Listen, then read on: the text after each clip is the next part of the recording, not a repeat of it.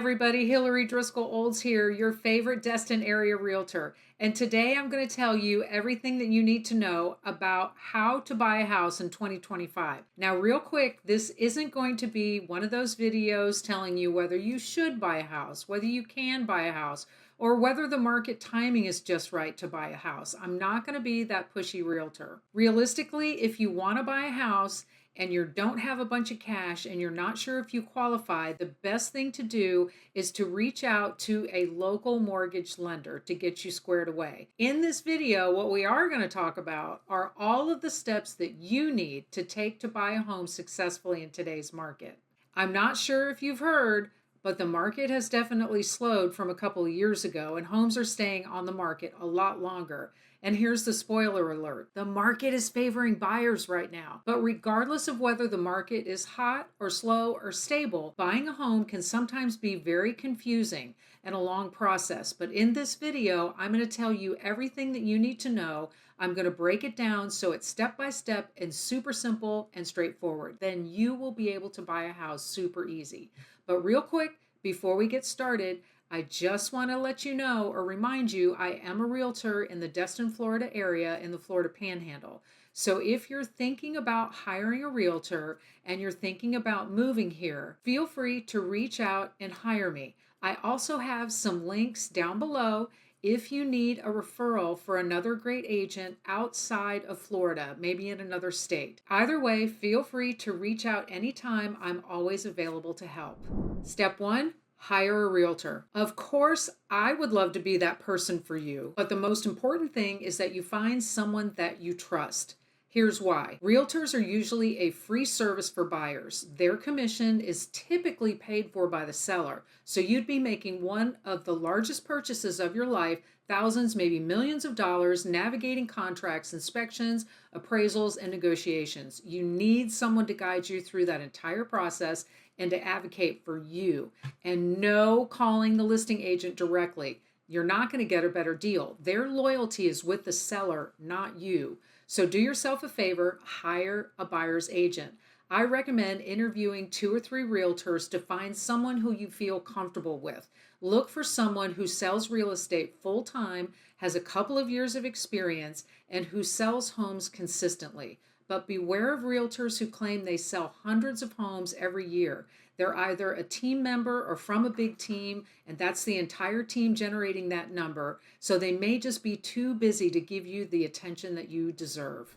The second step is getting pre-approved for your loan, ideally with a local lender. Online approvals or big box lenders can create unnecessary headaches. So ask your realtor for recommendations. I work with several trusted lenders in the area, and I always recommend talking to at least 2 or 3. Local lenders tend to have better customer service, stronger relationships with other agents, which can increase the chances of your offer being accepted.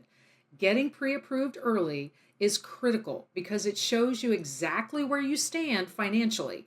Sometimes buyers need to fix their credit, save up a bit more for the down payment, or work at their job longer to qualify. So you don't want to find your dream home and then realize you can't get pre-approved. Your lender will ask you lots of questions and walk you through different loan types, USDA, FHA, VA, or conventional. Every buyer's situation is unique. A good lender will help you choose the best loan for your needs. Step 3, figure out what you want. Now that you're pre-approved, it's time to figure out what you really want in a home. You've probably been browsing at homes online, and that is fantastic. But now that you know your budget, it's time to get realistic. So make a list of your must-haves and preferences. Must-haves are non-negotiables, like number of bedrooms and school district. Preferences are nice to have, like vaulted ceilings, a big backyard, or a fireplace. So be sure to keep your must-haves really short, maybe 1 or 2 things max, because the longer your list, the harder it is to find that home that checks every single box. And remember, the perfect home does not exist unless you have an unlimited budget. However, you can get pretty close to your dream home just by being flexible. Step 4, start touring homes. Now that you know what you want, it's time to start looking at homes. You do not need to tour 20 to 30 homes to find the right one.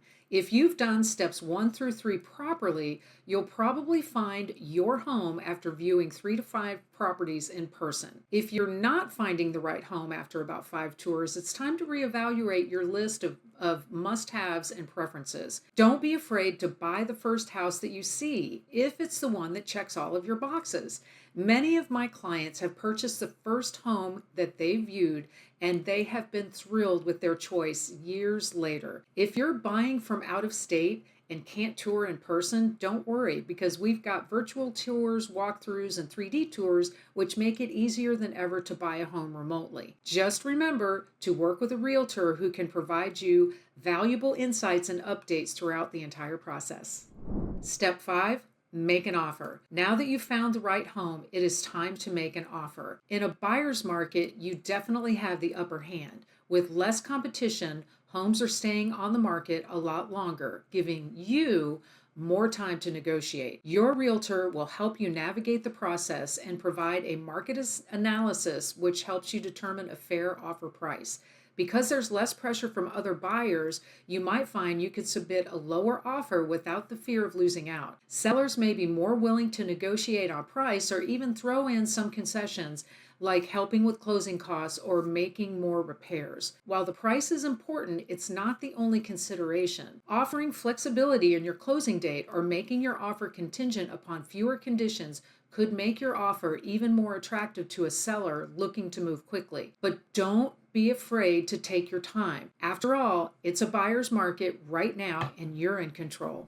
Step 6, pending escrow and closing. Congratulations, your offer has been accepted. Now you're officially in the pending phase. This period typically takes 30 to 45 days and includes the inspection, the appraisal, and the final loan approval. Your realtor and your lender will handle most of the details, but your main job is to avoid any major changes. Don't open a new credit card, don't buy a new car, don't buy furniture for the entire house. Make all your big purchases after closing. But before closing, you're going to do a final walkthrough to ensure that the home is in the same condition as when you made the offer originally. If everything looks good, you'll sign the paperwork, the sale will be recorded with the county, and you will be officially a homeowner. Thanks for watching. If you're thinking about buying a home in Destin or any of the surrounding communities, click the link in the description to schedule a free consultation. And if you have any questions about the home buying process, just go ahead and drop them down in the comment section below. I would love to help you. And don't forget to like, subscribe, and hit that notification bell for more tips about buying, selling, and living in the Florida Panhandle. See you in the next video.